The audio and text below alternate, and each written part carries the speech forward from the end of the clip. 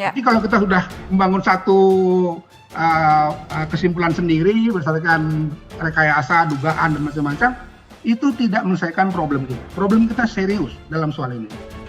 Melakukan katakanlah provokasi-provokasi, mobilnya memepet, dan kemudian mobil tentu saja sebagai pengawal berusaha menjauhkan itu.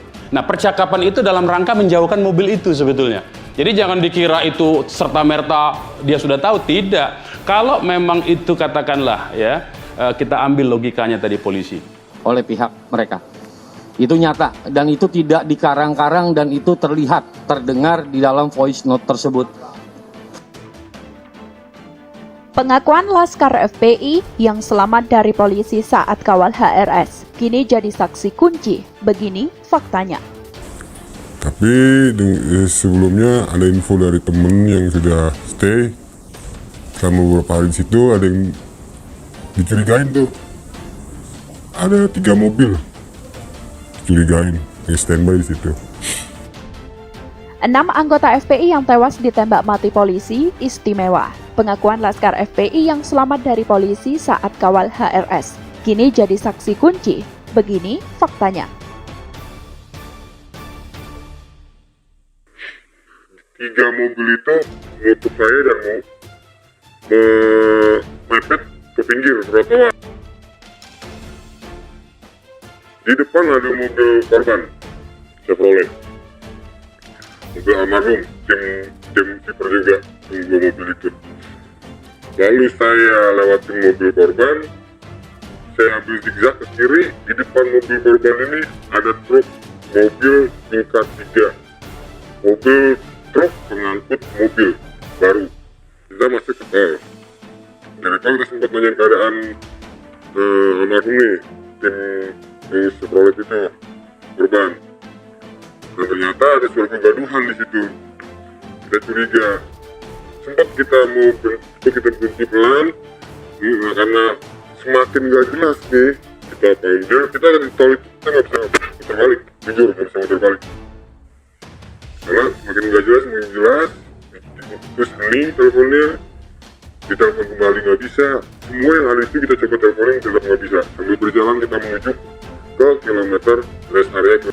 Anggota FPI ini yang sempat selamat saat ikut dalam rombongan Rizik Syihab saat terjadi penembakan akhirnya angkat bicara. Anggota FPI, A, nama disamarkan, menuturkan kesaksiannya terkait penembakan polisi yang menewaskan 6 anggota Laskar FPI mengenai kepemilikan senjata tajam yang diungkap pihak kepolisian.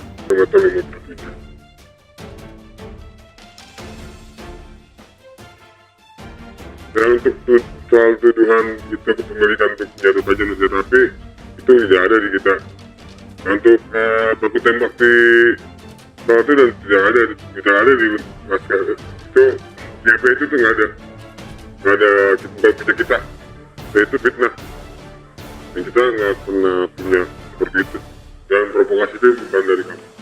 Kesaksian ini diungkap anggota FPI tersebut melalui program acara Mata Najwa Trans 7 dilansir pada Kamis 17 Desember.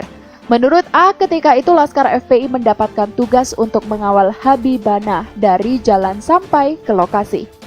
Bukti tentang voice note bagaimana sedemikian rupa direncanakan untuk dipancing ke sana dan kemudian dipepet, semuanya terdatakan atau ternyatakan dengan jelas di dalam voice note itu. Mungkin rekan-rekan dari media sudah punya voice note itu, bagaimana ceritanya sudah sangat diketahuinya oleh yang bersangkutan bahwa itu anggota kita dan kemudian tetap dilakukan upaya-upaya penyerangan.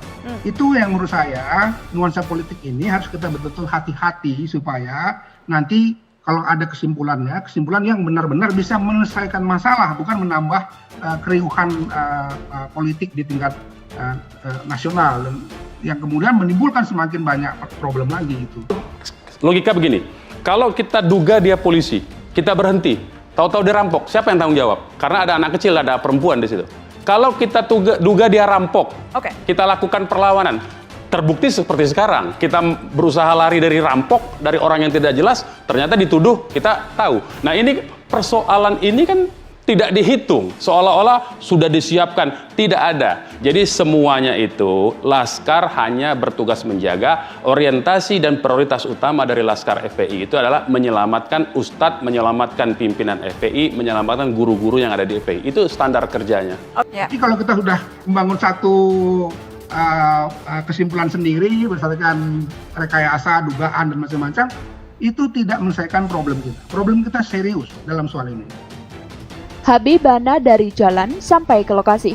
Tetapi sebelumnya ada info dari teman yang sudah stay selama beberapa hari di situ, ada 3 mobil yang standby di sana. Dicurigain tuh, ungkap anggota FPI. Melakukan katakanlah provokasi-provokasi, mobilnya memepet dan kemudian mobil tentu saja sebagai pengawal berusaha menjauhkan itu. Nah, percakapan itu dalam rangka menjauhkan mobil itu sebetulnya. Jadi jangan dikira itu serta-merta dia sudah tahu, tidak. Kalau memang itu katakanlah ya, kita ambil logikanya tadi polisi. Oleh pihak mereka. Itu nyata dan itu tidak dikarang-karang dan itu terlihat, terdengar di dalam voice note tersebut.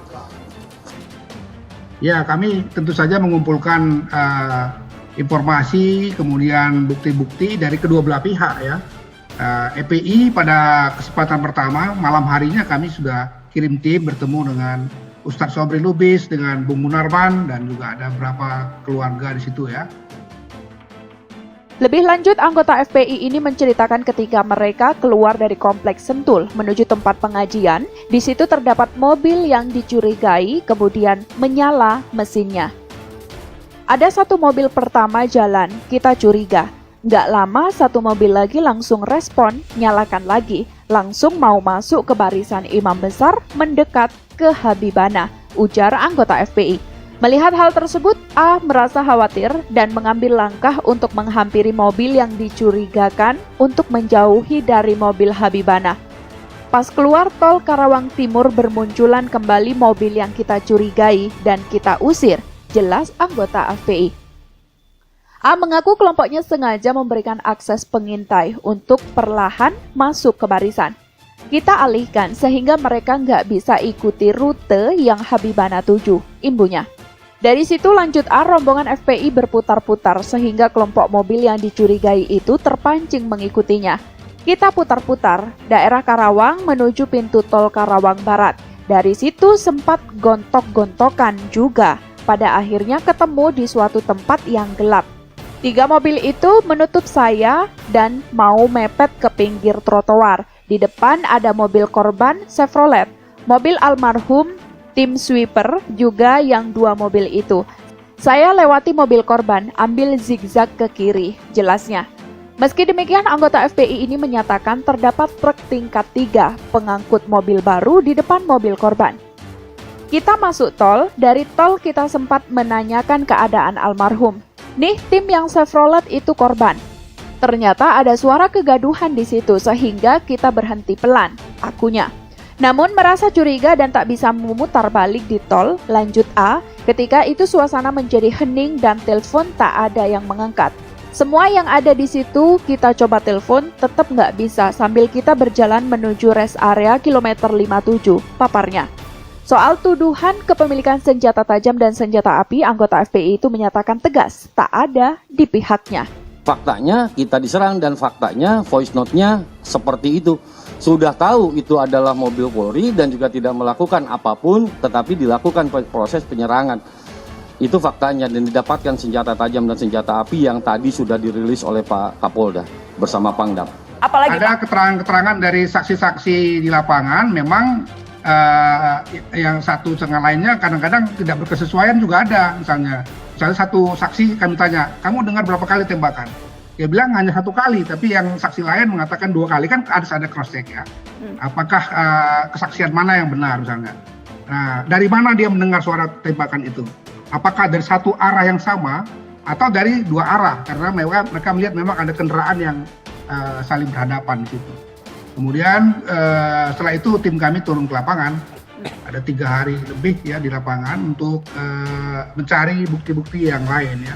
Ya, kita menemukan juga selongsong peluru dari berbagai jenis dan yang lain-lain juga ada sisa-sisa dari kendaraan yang kelihatannya memang ada saling bertuburkan ya. Itu kita temukan juga. Kemudian kita memanggil Kapolda, Dirut Jasa Marga, kemudian Bareskrim, forensik kita panggil semua. Dan